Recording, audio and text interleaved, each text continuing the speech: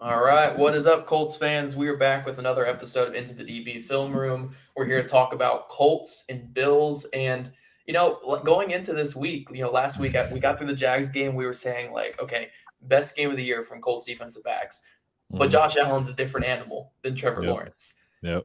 And honestly, there were a couple bad moments, but for the most part, this defensive back group came to play against a top quarterback. I Did mean, their I was, thing. I know you haven't seen most of the game, but you said you tuned in a little bit. Like it's just a really impressive game overall from this defensive back group against again Josh Allen, a top Mhm. quarterback, and Stephon Diggs, a top receiver. Yeah, anytime you get a top duo Hmm. in the NFL, like an elite duo, I say like Diggs and Allen, you expect to give up something, but like these guys have been trending up. They definitely been trending up over. I think we talked about it last week. The last month, the ball production jump. I think their growth, their chemistry is getting better. I think they're figuring out a better rotation, especially with guys being healthy. Rock is, he's back in the lineup for what the second straight week, second or third Uh, straight week. I would actually say it's been about a month now that he's been in the lineup. Because, like, that So one game he went out in the 4th, yeah, was I it? think it Yeah, was the Niners game. He went out for a bit, but since yeah. then, so I would say this So is the he's been third he's week in a been row. steady, he's been Yeah. consistent, and that's always a positive because you want him to get reps, you need him to get reps, and then you have your guys like Xavier Rose who are banged up, and Isaiah Rodgers who's getting playing time, and we talked about how good that was for his development, and it's not that shocking, but it's great to see because we have said their ball production is going up. We talked about how good Rock looked last week, and we were anticipating, something probably a little bit different this week because the competition seemed like it stepped up. But like these guys balled out though. Yeah, they did. And to throw numbers, when we're going to talk about Rock and all the other guys here, but Rock in particular, the last 2 weeks has been targeted 7 times, only allowed 2 receptions for 13 yards on 74 coverage snaps. So he's not getting targeted. Yeah. He's only given up 13 yards, and one of them was, I mean, we'll talk about it here. A perfect pass from Josh Allen to Hmm. Stephon Diggs. And we got Jake here saying Jake's brand on Twitter is start Isaiah Rodgers and Rock Yasin. So he's here for his weekly vindication, and Hey that's the way man. to go. Hey man. You gotta have them in there. Yep. But one thing I want to ask you before we jump into it, and the main reason I'm asking is going to help me for an article I'm writing, so Okay. it goes well with this. But the Colts in this game did a lot of disguising coverages, Hmm. tons of disguising. Pre-snap, oh, we're going to show single high, and then right when the snap comes, they drop into too high. Yep. What's kind of the benefit of disguising coverages as a defense? The bit it's eye candy. So disguising coverages would be the same thing as an offense having a ton of motions. Yeah. Right. I know that guy's not going to be lined up over there pre-snap. I know I'm going to move him. I'm trying to get different looks for the quarterback. I'm trying to give him a different picture after he snaps the ball because so many routes are timing routes. You have all these little nuances to the game. It's a chess match. I do Hmm. one thing, you do another. I set a trap for you. Maybe I show you an open field look early in the game, and second drive of the game, it's all closed. So that post route you were anticipating on your OC draws up is gone. Those little things, I'm trying to make you make a mistake. Yep. And it's just it's like I said, it's window candy, it's window dressing, whatever you want to call it. But I'm trying to make it not as easy for you to execute your offensive game plan. That's why I love pre-snap motion and disguising your coverage and things like that, because it makes the offensive life a little bit more difficult. Now you see the jokes. What was it, a couple years ago with Cam Newton and was it who was the linebacker?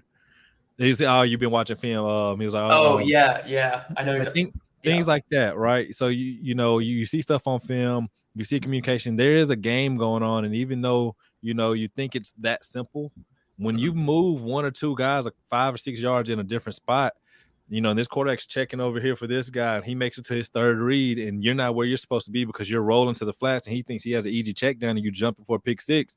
That's Yep. trouble. That's why you do it, man. Yeah. We're gonna have a couple good examples here, but yeah, this coverage or the disguising coverage is great, especially for a quarterback like Josh Allen, where Hmm. I'm not gonna say Josh Allen's a bad quarterback by any means. I think Josh Allen's a great quarterback, one of the Yeah. best in the league.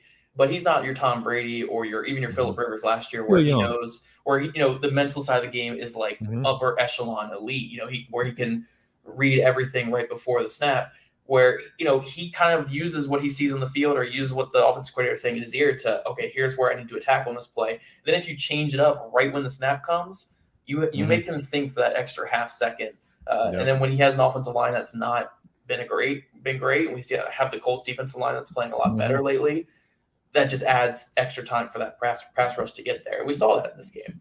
Well, think about what we've said early in the year. Those small windows, right? The NFL is such a high level game. I just need you to make that throw miss by half a yard to give my guy a chance, or a yard. I don't need to hit you every time. I don't need to get a pick every time. But if I can, make you hold the ball for half a second longer, that's money for me. That helps me out in the back end, and it gives me more time to make plays. Yeah, absolutely. And we're going to jump into some clips here. And here, let's share screen. And we're actually going to start with not a super positive one. Start with our boy Xavier Rhodes here. Top of the screen. I think this is Emmanuel Sanders here. And I think across the board, they're showing man. What'd you say? Oh, no, it's a vet on vet. Yeah, vet on vet. Yep. And kind of different types of vets. Again, Xavier Rhodes kind of that big physical one. And Emmanuel Sanders, one of the most, like just kind of quick, shifty route runner types. He's savvy, bro. He's savvy. I mean, hey, to play this long in the NFL, you got to be savvy. Facts. Xavier Rhodes, he's kind of playing off a little bit. He kind of gets him with that jab step there. You just talked about the route running, the nuances, the one stem, two stem, break it off. Like that's tough. And you had him on skates. I don't. He was obviously bailing out, but he should have stayed tighter. Emmanuel Sanders isn't a burner. And neither one of them are just flat out burners like they used to be in their youth. He could stay a little bit closer. I think he kind of got out too soon. That's nasty. That's nasty. Hey, look, I'm trying to look at Xavier and trying to go into his thought process, but there's a lot of guys that are biting on that because a lot of times you're not getting 2-3 breaks on a comeback like that. Yeah, and I would say it's tough again because we talk about this every week with Xavier Rhodes where the speed isn't really there, and this is definitely like a bailout cover 3 look. I think the Colts are running here. Yeah, they're rolling. Yeah, so he knows he has to get more depth than maybe Isaiah Rodgers would have to get on this in order not to get beat over the top. So he's kind of bailing out a little bit extra, but yeah, I mean that's tough. And honestly, it's not. As I look at the play, from this cover 3 in this formation, obviously favors more of a run.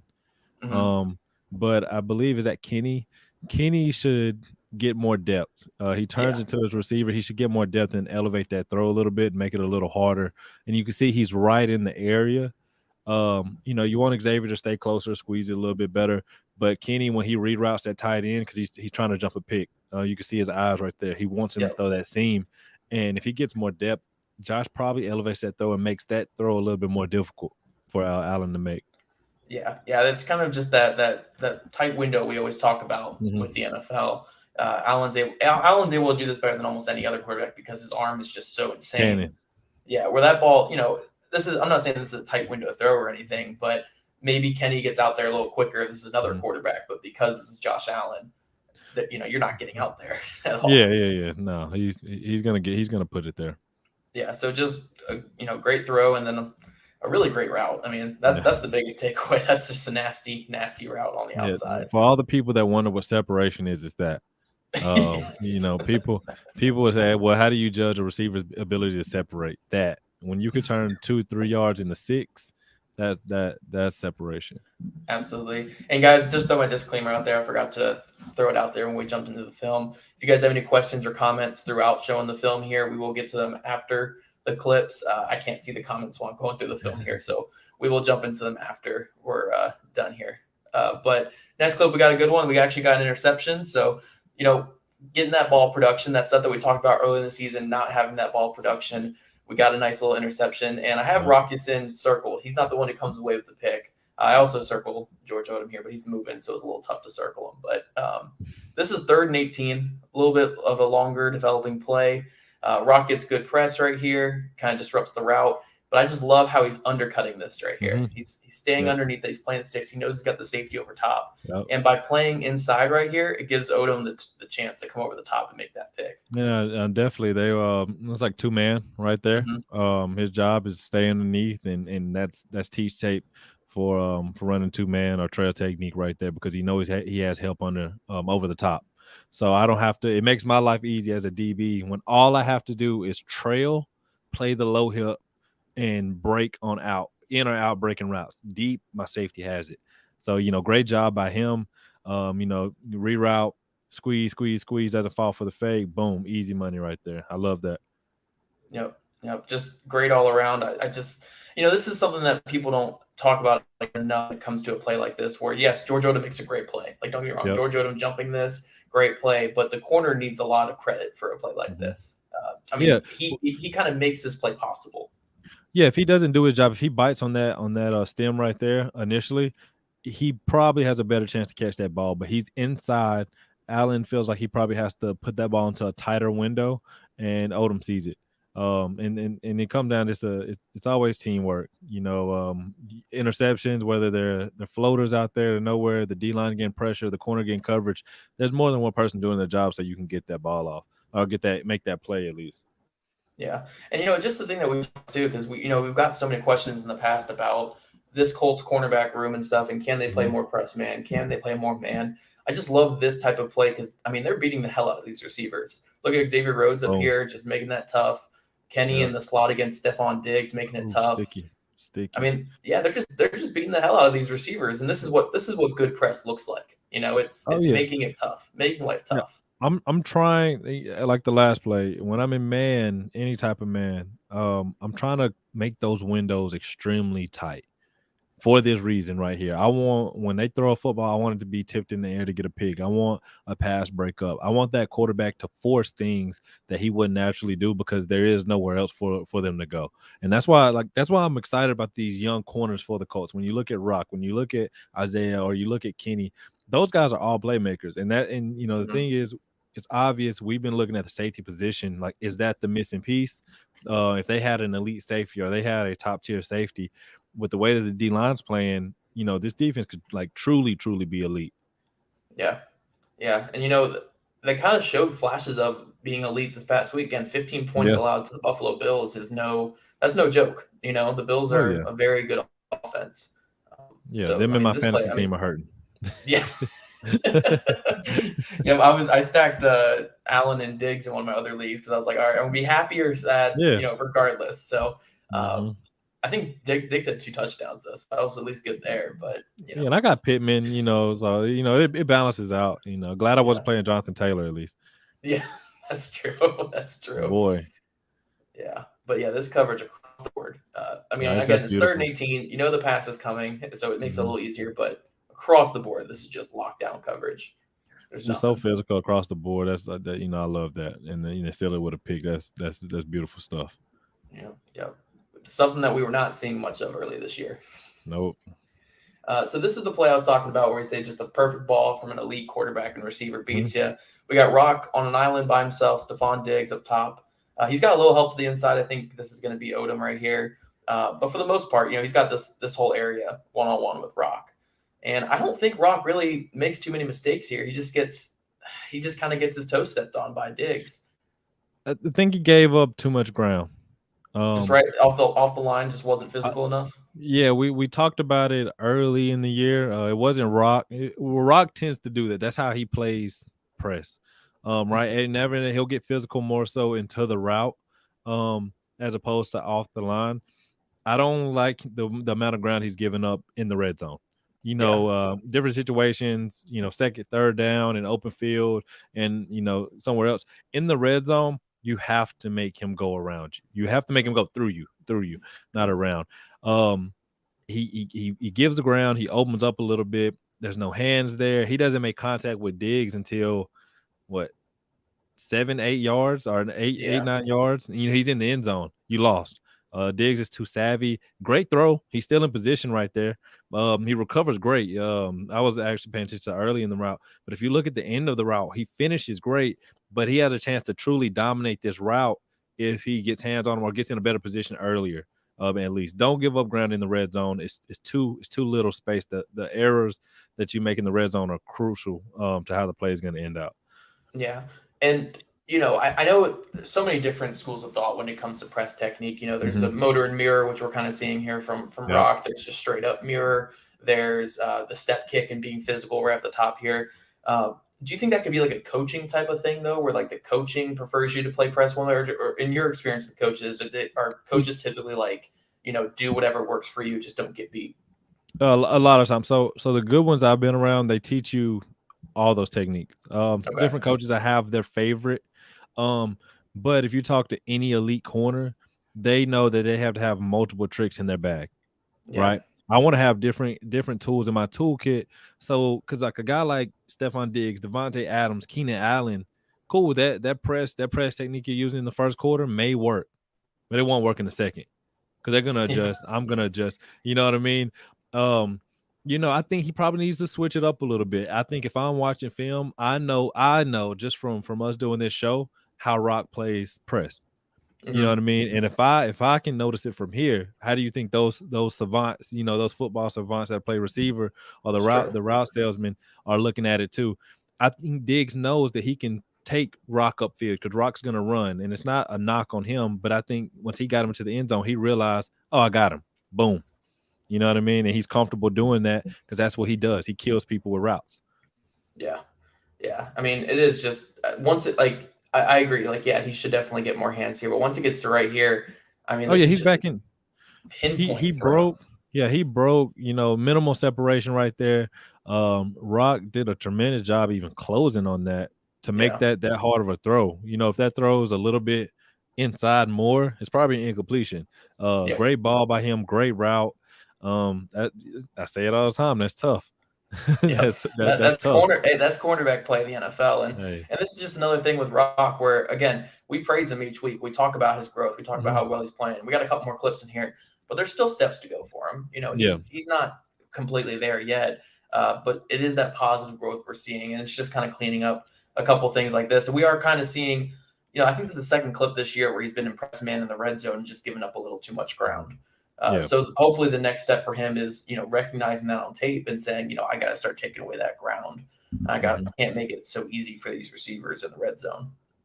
Oh yeah, no doubt, no doubt. He's growing. You live with that. If that's the throw that he complete, you live with that. I mean, Yeah. yeah. Would I rather you get a PBU? Yeah, but trust me, we've seen worse. We've seen a Yeah. lot worse. As long as you're in the vicinity, we're good at this point. I mean, because Yeah, again, man. early in the year, we were not having guys in the vicinity of these catches. Man, or getting flags. Yeah, we're So getting flags. So yeah, I mean, there's definitely room to improve there, but again, just a tough throw. We got Rhodes here in press against Diggs, and I just realized the first like 3 of the first 4 catches here. I promise, guys, it gets a little bit more, a little more Colts favored after this. But we got Rhodes against Diggs here before the half, and he just kind of gets turned around by Diggs. cool. Again, it's kind of a tough where it's like you want Rhodes to be a little more physical there, Mhm. but I mean, Diggs is just a freak. Yeah, I think it's one of them things where it looks like he has safety help. I saw a pre-snap. He went for the jam, probably overcommitted on it. Yep. Um, and it's like he's trying to play inside leverage and got beat to the inside. Yep. So that's never a good thing. Same arm, same hand. Obviously, I talk about it. Hips. He didn't stand a chance. If Diggs went anywhere but if he went outside, I think Rhodes is fine. But he went inside. Rhodes was in a position to even defend that. He lost right there. Yep. And Diggs is too good. He actually recovered fine, but Diggs is just too good. Like I said, these elite receivers, they make those little errors you make look huge because they're that good. Yeah. And I mean, just to highlight what Diggs does here, I mean, again, he starts right here just outside the 40, and he does sell this fade really well. Like right there, he's going Mhm. vertical, and then he's stepping with his inside foot there. I mean, Yeah. that's tough. That's tough. Really quick And, transition too and to level that out. the decel step is the right one, and he's planning off Mhm. that left. So that's the underrated thing. So like all good athletes plan off their outside leg. So they're Mhm. always gonna plan off their outside leg. But the setup, the ability to be able to get that decel foot into the ground is really, really impressive by him. Boom. Like that's crazy. Because he Yeah. stopped on a dime. That's what made, Rhodes kind of commit to the outside as he was Mhm. expecting, you don't expect a receiver to be able to change No. direction like that. It's so Yeah, quick. like his hip went outside. His initial step, he went outside. Most guys can't. You know, you look at the elite ones, the Judys, the Diggs. Those guys can do stuff that take you out of your character. So. Yep. But the key that we're kind of talking about with this game is even when the Colts were getting beat, these aren't. I mean, this was a little bit easier of a throw, but these aren't super super easy throws. These are throws into tighter wind zones because these Colts corners are recovering, and that's what you kind of need to do against an offense like this with the Bills. Is you can't give them the run after catch opportunities. You can't give them these easy Just catches. Tackle. You have Get to them down, bend, don't break. Down. Yep, and that's what we saw a lot of in this game. So room to improve there, obviously for Rhodes, but at the end of the day, if Diggs is going to beat you for a 5-yard gain, you live with kind of survive with that. Next one here, I got both them circled, Kenny and Xavier. This is the second pick of the game, and this is a really good testament about the pressure here. But Rhodes does a nice job closing, knocking up in the air. And we got the ball skills from Kenny there. What do you think about these ball skills from Kenny? Hey, man, look, he's a dog. He's a dog. I saw a lot of people being active, talking about how good Kenny Morrow is, and I think he's starting to get that attention. I think we were early, especially this season, because obviously we watched the film, but that's a Kenny play, and any type of abnormal football play is a Kenny play because I expect him to make them. I expect him to make them plays. Great closing. Who was that? Rhodes.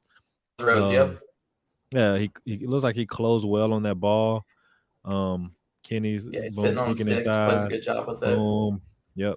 And that's what you want. You want that receiver to have to make you get off him, fight through you. Tipped it up. He's long. He still has the length, and then just good football right there.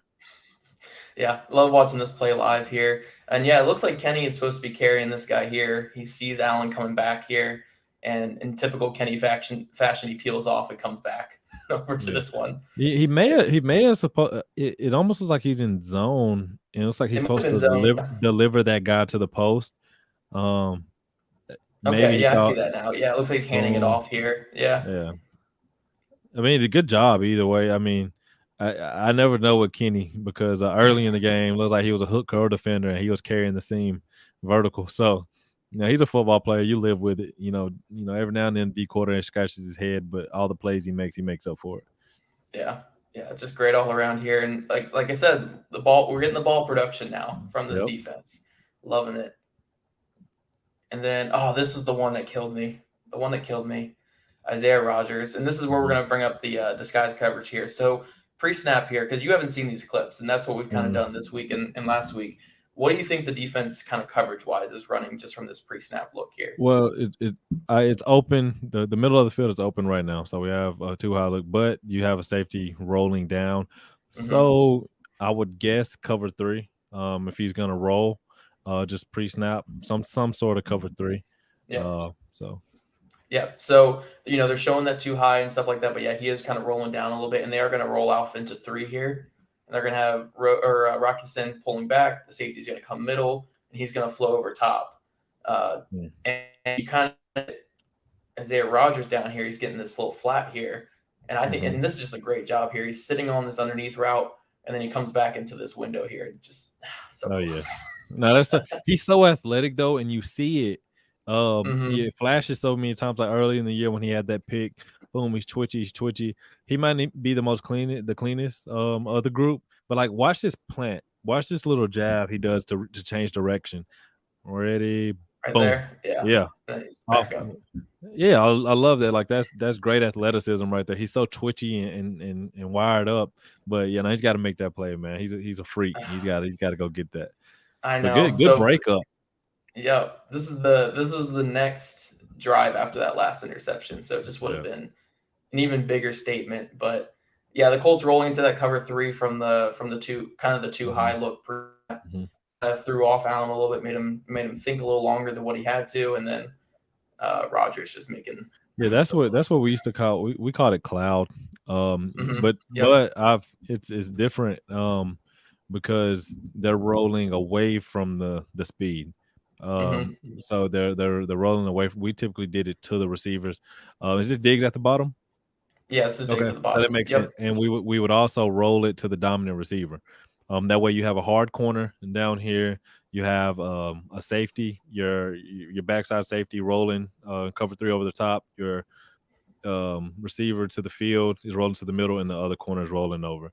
So I mean, that's one of my favorite coverages against great receivers, and they executed it perfectly.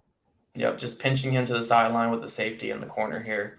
Yeah. And yeah, I mean, just perfect. And again, the coverage, just because Allen, I think he just didn't get this pre-snap because you could see him clutch here in this area. Right here, you got that clutch because he's seeing. Well, actually, I think the clutch is probably from Rodgers coming up here. Yeah. So because he made him redirect, he forced him outside. He wanted to check down, but he saw Rodgers fly down, and because he has such a strong arm, he thought he can get that whole shot because he just kind of just like he just rips it. So great job by Rodgers, but he definitely did his job right there because he looks like he's going. Most guys just aren't athletic enough to change direction and get back in that window. So, man, we'll be talking of like the second best pick of the year here if he makes this play. I think it's just the ability to. I mean, he takes away two receivers on this route. He did his job. He did it. Yeah. He did his job. He got an A+, A- because he dropped the pick. Yeah, but he did his job really, really well on this play. Oh man, this would have been the second best pick. I gotta have to give him crap about it this next offseason here when I talk to him. I'm gonna definitely have this one on. He gives himself more crap than anyone though, so he'll probably know. That's good. No, that's good. It's good to have that chip on your shoulder. Yeah, for sure. All right, now we're gonna talk about the biggest low light of the game. This play here, Andrew Sendejo gets illegal contact, pass interference, and allows a big catch. So all in one play. So here we go. He's gonna get the out and up here against Dawson Knox. Illegal contact right there, pass interference right there, and then catch right there. So what do you think he could have done better on this route here to not get at least one of those three?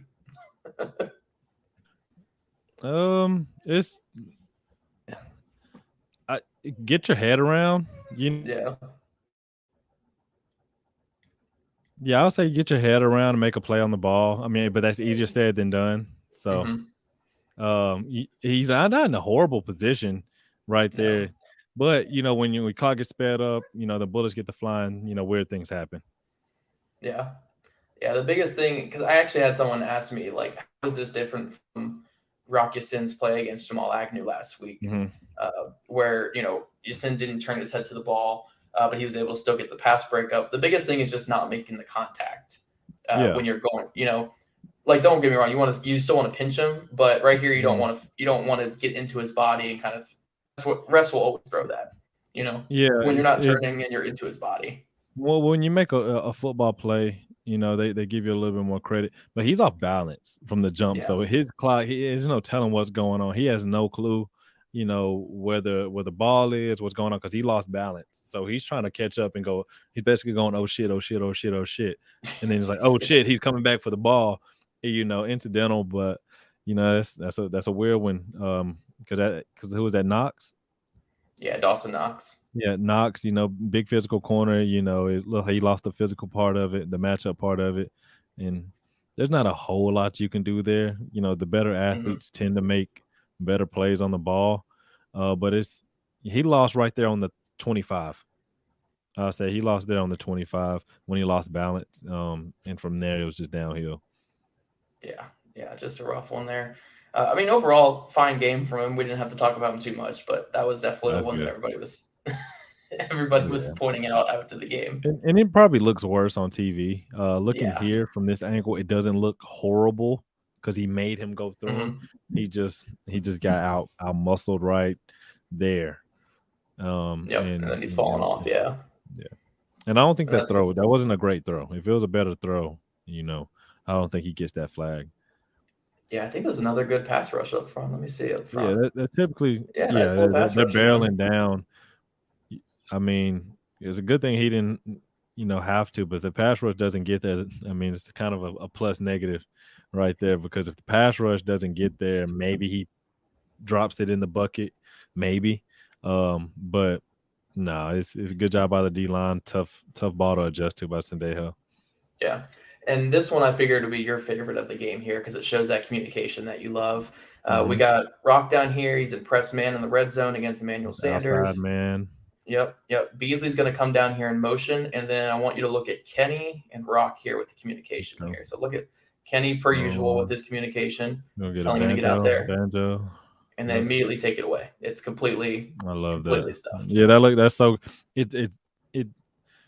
It's so hard because you have to be confident. You have to be confident to be like, okay, I can trust Kenny right here. And it's not that hard. Obviously, he's a playmaker. He's a leader on that team. But, on the field, a lot of times communication comes from lack of confidence in somebody. Do you know what you're doing? Are you sure you got your guy? And great job by them, forced the check down. They both were on glue on their receivers. Good stuff right there, especially in the red zone when it's so critical. Yeah, which again, we saw earlier in the year, stuff like this in the red zone was leading to wide open guys where they weren't taking that away. Now that communication's there. I mean, Kenny's always been, what he is with this communication. I did get a question on Twitter about this play here. Do you think they're playing, straight up like right here? Do you think, Rock's going to cover Beasley, Kenny's covering Sanders? Or are they kind of playing like first out, first in type banjo with this? Yeah, so I would say, what do you think is easier for Kenny to do? Run to the flat, or get the on-ball receiver that has to come to him. You know what I mean? And so it's just a natural flow. It's easier for that corner to bump out and take this guy coming in motion, who's probably going to go to the flats or run something out there anyway, and let Kenny come to balance and guard this guy who's on the ball, who's probably he has to release vertical. You know what I mean? Yep. It's a natural flow of things. They are in man. I got my man, you got your man, but it's just a check. It's like whether you want to call it like a banjo or whatever you want to call it. You can switch that off. Typically it's with safeties, corners, guys who are in man coverage, especially in a stack look. That's an automatic check for those guys. Just love this switch right here, and just really good cover. And then also Karake coming down here on the tight end. Just a really nice job making flowing with the play. Yep. Yeah, and those calls don't happen. Those calls don't happen unless a guy makes a call. So like you see Kenny talking, whether it's China, or he gives like some sort of switch call or something like that. They won't come off their guy because you see it. Kenny, now who is it? Was it Rock? Yeah, it's Rock down here. Yeah, Rock bumped off at the perfect time. So he got the call. Kenny's point, boom, he hears him and he's off. And great job by Karake coming down, making the play for 1 yard. Yeah, that's good stuff right there. Yep. And then our final play here, last play that we got Rock versus Dawson Knox here in the red zone, which on paper I think is a pretty good matchup for Rock. Again, physical, former wrestler guy. He can kind of go up with tight ends here. And yeah, I mean, he kind of gets a little ground again, but he's all over this from the get-go. Good job. Honestly, if he jump a little better, it's a clean pass breakup. But he does, I think he recovers pretty well where, he's mistiming this jump. Tight end's got it right here, but he still goes through and knocks that ball away. So so my thing with tight ends, I'm okay with guys just covering them, right? It's just like with AJ Brown. What's one thing that you don't want to do with AJ Brown? You don't want to get into a physical match with them? Yeah. Same thing with the tight ends. They can't run that well, unless it's Kelsey or Waller or somebody. They want you to body so I can push off, I can chicken wing you, so I can use my big frame to go up over you. Rock just covers him right here and runs the route with him. You're not going to out-quick him. So I'm not against a corner doing this to a tight end unless it's one of those elite guys. But, good job right here. It's weird because the ball is out. It's at such a good time that Rock wasn't aware. And the other hand was up, and he ends up getting it out. But, good job. Good coverage. Good job. So give him the dub, I remember watching it. I remember watching it live. It looked like Rock was just terrible with his timing. But again, we have to remember this is Josh Allen we're talking about here. The ball is not going to come out at a normal speed. It's gonna be out quick. And by the time he locates it, he gets his hand up, but it's already and knocks his hand. But he doesn't again. Maybe Rock in the past panics here, and he doesn't continue to go through the tight end here and knock this ball away. But he's covering like a very good corner. Like he's covering like the last couple of weeks, just watching him, healthy. The Gimpy Rock was okay. like with the ankle. But like the last couple of weeks, healthy Rock he looks legit, bro. Like he's always in good position. He's getting past breakups. He's making balls hard to catch on. Like he's trending up. He's trending up right now, and I love it because like I live with you giving up a catch if you're in position. Yep. You know, and that's why I Yeah. think those reps were so important for Rock. See, so he can, relax a little bit, build that confidence up. Hey, I'm in year 3. It's we're trending up. Yeah, yeah. It's funny. Early in the year, even when we were talking good about Rock, then we were saying like, okay, yeah, the Colts need a number 1 guy still, or oh, they need a Mhm. guy, and all these things. But again, these last couple of weeks, especially this past week, where like, going into this game, I was like, okay, I feel like Rock's going to take a little step back because Yeah. Laviska Shenault's one thing, but Emmanuel Sanders and Stephon Diggs are something else. Yeah. But we're seeing even against these top receivers, he was always in position. Like he Mhm. was never cleanly or badly beat in In this good game. corners, nothing changes. Yeah. So like my approach, my tool that I pull out, whatever I got in my bag, I may adjust it to your style. But at the end of the day, good corners cover good. Good corners are always in position. Good corners have good eyes, and that's what Rock is showing. He's Mhm. playing like a really good corner right now, and that's exciting for his prospect going forward. Yeah, yeah. I think this game was definitely.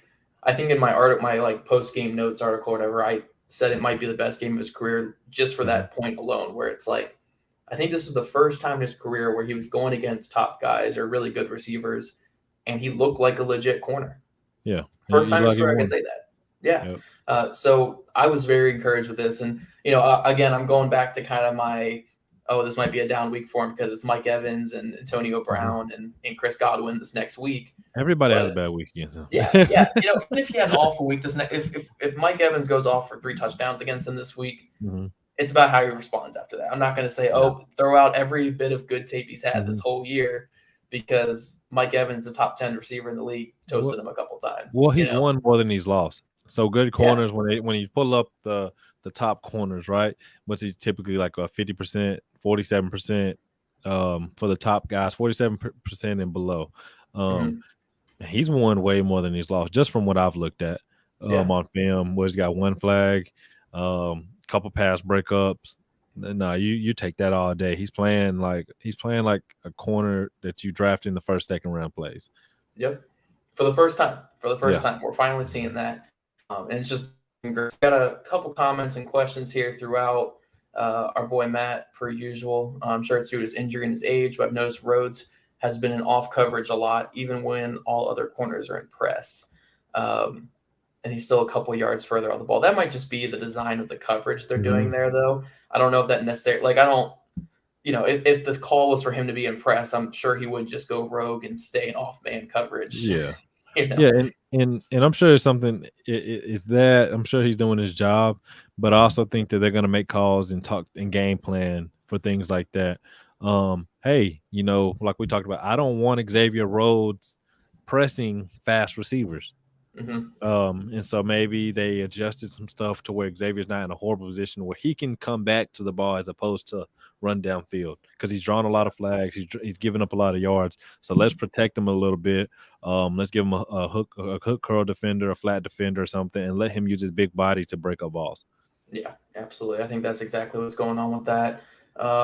Boy, Robert mentioned, yeah, he's talking about some plays here. He's so happy to see Flus finally use press coverage against teams that don't have a rookie quarterback. Yeah, we talked last week. It was Yeah, Davis you Mills said and it. Trevor Lawrence were all the man in press. Mhm, But they came out in this game, and given it was a more zone heavy game plan than it was against mhm. Trevor Lawrence, but they mixed in a good amount of press and man, and the corners didn't back down. Like, Yeah. you got to give a lot of credit to Flus, obviously, for trusting his corners.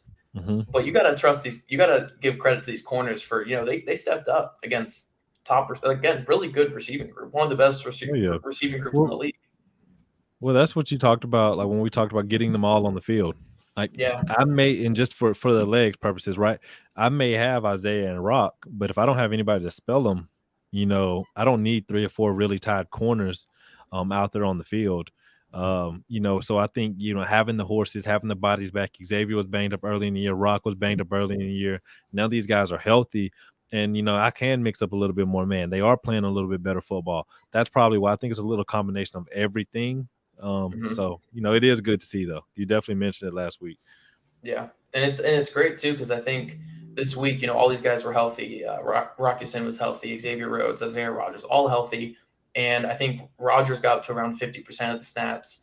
Rock was around 60 to 70, and I think Rhodes was around 60 to 70 as well. So it is like a 3-man corner rotation. They're actually, it's not, Rhodes is back, now we don't give Rodgers any snaps anymore. Like they are playing player development. It's Yeah. about player development. Rodgers played well early in the season when he went in, and he's earned that right to play. He has athleticism to match up. He's made a few plays. It'd be a disservice, to the team to not play him at all. Yeah, I agree. Matt also says if Kari comes back this week, Kari Willis, and whenever he comes back, do we go Kari and Odom? Personally, yes. Will the Colts do it? I don't think they're going to. I really think they're going to roll Sendejo out there with Willis, and maybe hopefully have Odom rotate in. I don't know. We've seen it over the years with Odom where it's been, he'll make a couple plays when he fills in, and then he'll go back to special team role for the rest of the year. Look, some guys are meant to come off the bench, bro.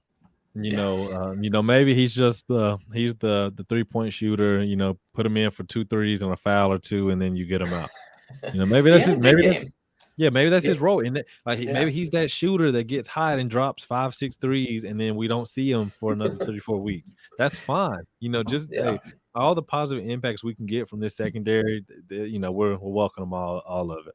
Yeah, he had a strong game. I do definitely think, when Kari comes back, even if they do start Sendejo, Odom had a good enough game this past week where, you gotta give him some snaps. I mean, he had a pick.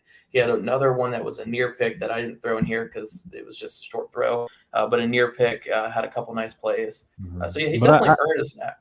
I have seen guys though ball out and get shelved.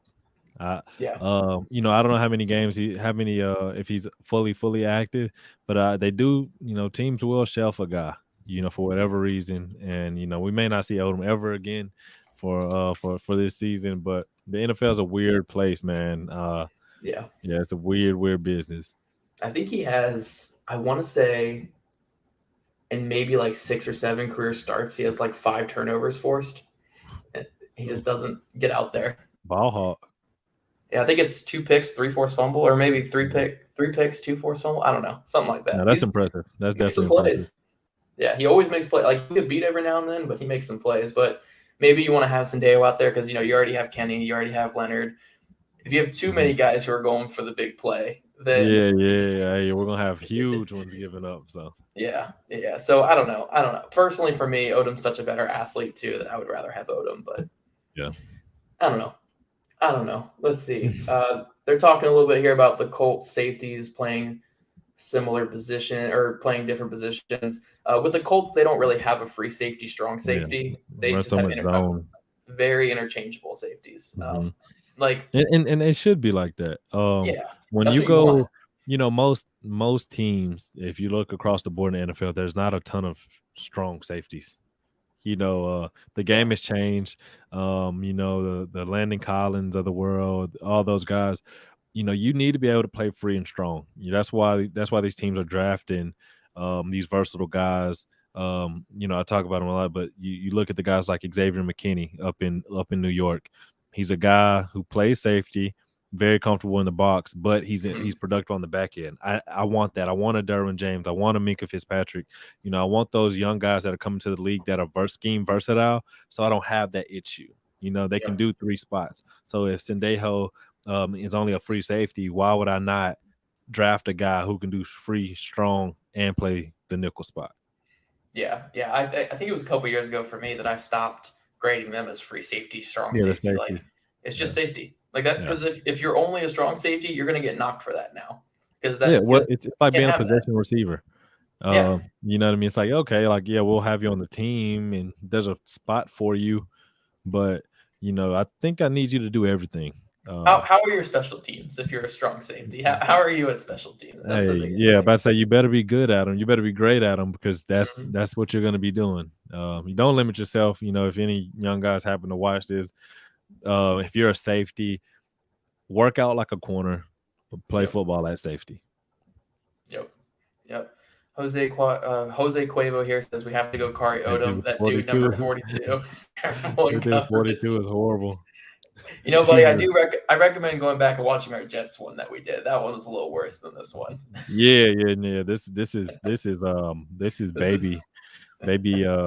This is baby stuff right here. The Jets game was, yeah, that was rough. Yeah, that was I felt bad after that one. I felt very critical of that one.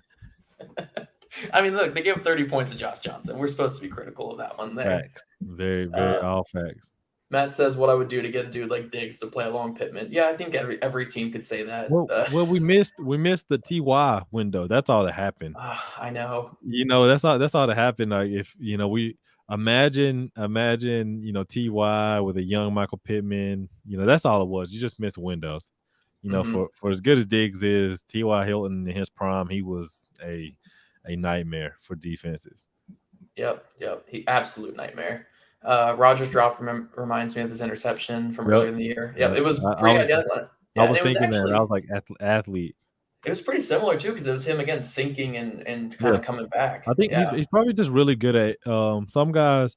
When you look at good zone corners, a lot of them they just have a very good feel for dropping in the zone or dropping in the windows at that. I'm sure he played some type of receiver with him being so athletic. Yeah. The timing, the reroute, the breaking on the ball, extending arm extension, all that stuff. He does a good job of it. It did look identical though. Yeah, very similar. He kind of dives the same way every time. It's like that. I don't know. It's an athletic. It's a very athletic dive. Is what he is. He is. Robert commenting on Cloud 3. It's his favorite coverage as well. It is a great coverage. I love it. No doubt. Robert, low light equals Sendejo. Always. I honestly don't think, I know I joke. I say it all the time on Twitter, please bench Sendejo. Mm-hmm. I will say he's surpassed my expectations. Yeah. Well, I mean, I think I applaud him because he's still able. Yeah. He's still in the NFL, which is he's doing something right, or he has a great agent. But he's a vet, and I know why he's there. But you can only play bad so many times before you have to get somebody else in there. Yeah, and they have a couple guys, a couple vets. Adai got elevated to the main roster. Josh Jones is still there, so I think they will start rotating those guys in a little bit more as the weeks go on. But as of right now, we're still in Andrew Sendejo, and it didn't hurt them against the Bills, though. I mean, outside of one play. You live with that. Yeah. What do we got here? Tim coming from Facebook asking about how Big Q's ankle's doing.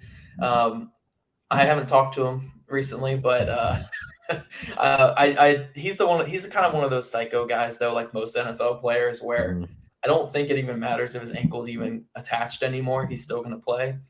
We've seen that all year with him, and he's still playing at a Pro Bowl level.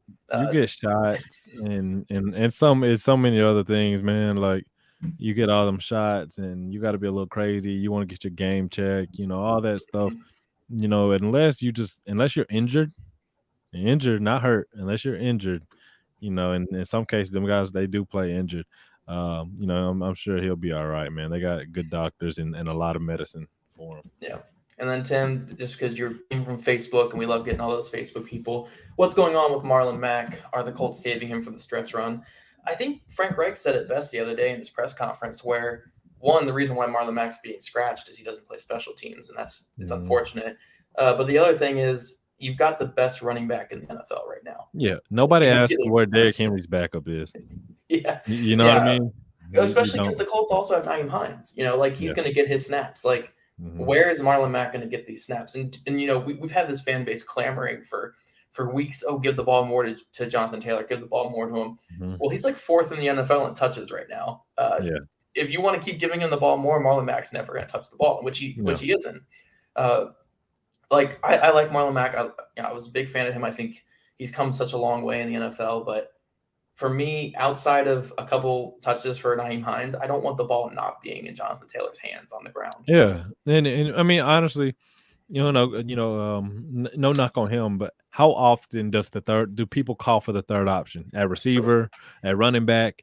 You never hit the second guy. If you're a 1B receiver or a receiver 2 on a team, nobody is crying on the Tampa Bay Bucks offense if Antonio Brown doesn't get the ball. Yeah. You know what I mean? I think that's how you kind of look at the situation. No, he'll get his touches, he'll get a few, but where's your value?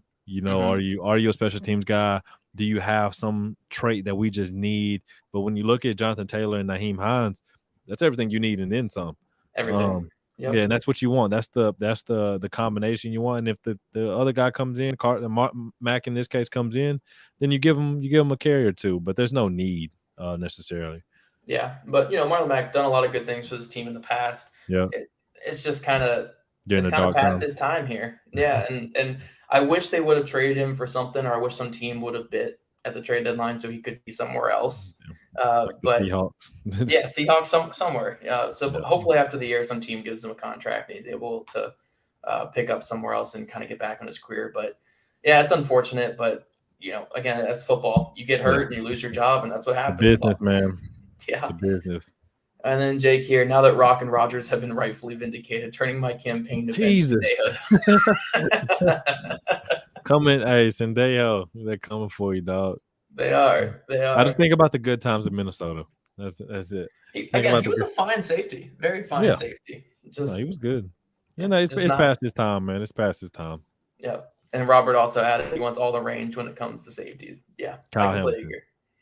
Give me all the rangy safeties. Kyle Hamilton all day. Yeah. All right, yeah. If we can trade up from like the 50s up to top 5, up to top 5, top 6, then you may have a shot. There we go. Hey, who knows? I mean, I don't think he'll fall. I think he is having a slide, but Brandon Joseph out of Northwestern. That's true. That's a good one too. If he falls out of the first round, I think he'd be perfect for all the zone that the Colts run. And he's a ball hawk, but that's for another time. Doesn't Michigan have a really good safety too? Michigan. Oh yeah, no, they have a dude, Daxton Hill. Yeah, Daxton Hill. Extremely versatile. Probably not the biggest guy, but probably 6-footish, 190 freak. Like picture Isaiah Rodgers, but cleaner. Okay. I can always picture that. That's great. He's that twitchy. He's a 4'3" kid, 40+ inch vert, freak of nature. Plays in the slot a lot, but they do have a guy. They definitely have a guy. Yeah, and don't worry, Jake. We'll talk more about this come draft time. We'll be doing a lot of corner and safety stuff because even though Rock is looking good, Isaiah Rodgers is looking good. I think Kari and Blackman are both solid guys at safety, depending on how Blackman comes back. Yeah. I do still think they need more help in this secondary.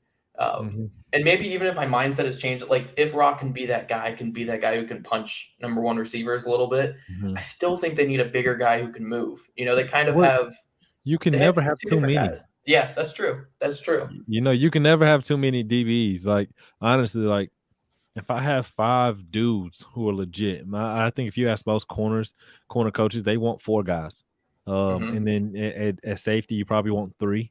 If you look at the model that the Giants have, I keep talking about them, but when you have Julian Love, Xavier McKinney, and Jabril Peppers, I have everything I need back there. I don't have to change a whole lot.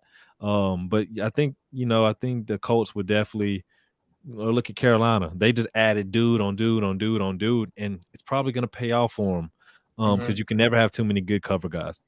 Yeah, and when you look at the Colts right now, their 4 guys that they have at corner are Rock and Isaiah, who I think are guys you can build on and have for a couple of years.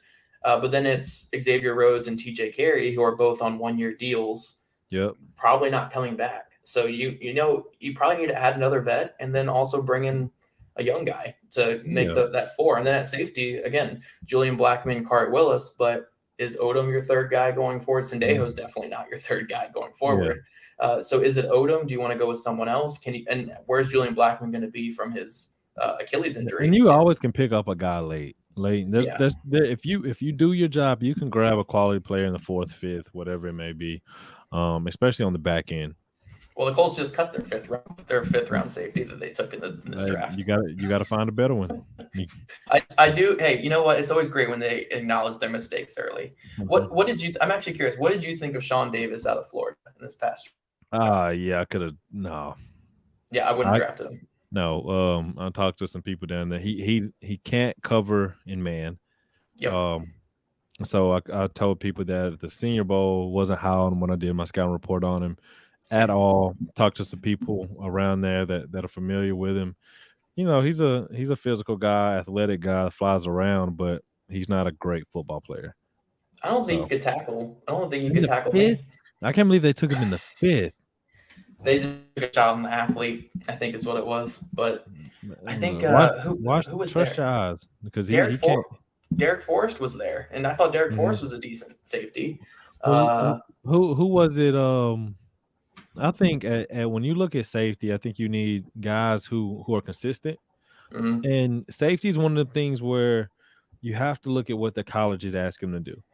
Yeah, I think you have to look at like what they do. Florida is a weird one because they play with so much talent at corner and DB. You have to be weary if that guy isn't asked, to do a lot.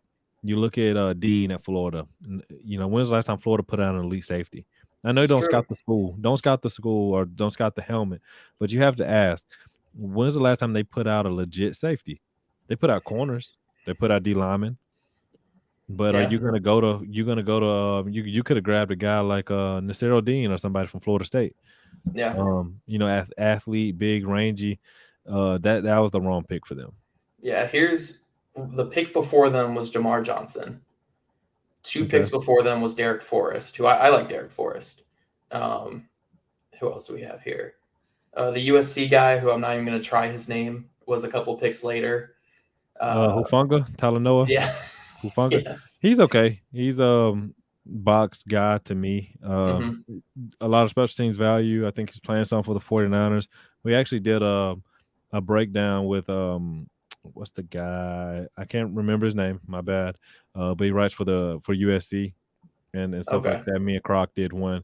Wasn't extremely high on him, but he runs around, he makes plays, he's physical, and Definitely liked him better than than Oh Sean yeah, Davis. no, I would have liked him way more than Sean Davis. And then James Wiggins is also in the 7th round, who I Okay, liked a lot more than Sean Davis. So okay. yeah, I don't know. I would have different route with that too. But what you gonna do? I'm glad they acknowledged it quick though. No, thanks. I don't even think he's on a practice squad right now. Well, best of luck to him signing with a new team. Yeah. I hate it that he got cut, but it is what it is. It's a business, so Yeah. And then Tim, just because you're still here from Facebook, thoughts on a stud receiver target there's a in the lot. draft? Dude, I would take a stud receiver anywhere. If you can get in the draft or free agency, Hey, just always I get a mean, stud. But I think the they 5 they, or 6. Who they was need a it? If you deep want a threat. young T.Y. Hilton, Zay Flowers, Zay Flowers. What do you think of the Kentucky kid, Wendell? Wendell Robinson. He's a good football player, really good football I player. like him. Fan of him. He would be a good compliment piece to Michael Pittman. I think he's a guy that you need to have a plan for. I think he's Yeah, good, but I think if you're not going to manufacture him touches, don't draft him. that's true. So True. kind of like what the Giants did. Obviously, they let Garrett go, but I think if you don't have a plan to these good football players who will play receiver, not necessarily running back, you need to have a plan for them when you draft them in the first, second, or third round. If you don't, you're just going to waste their talent. You're going to get yourself fired, and you're going to make your fan base mad.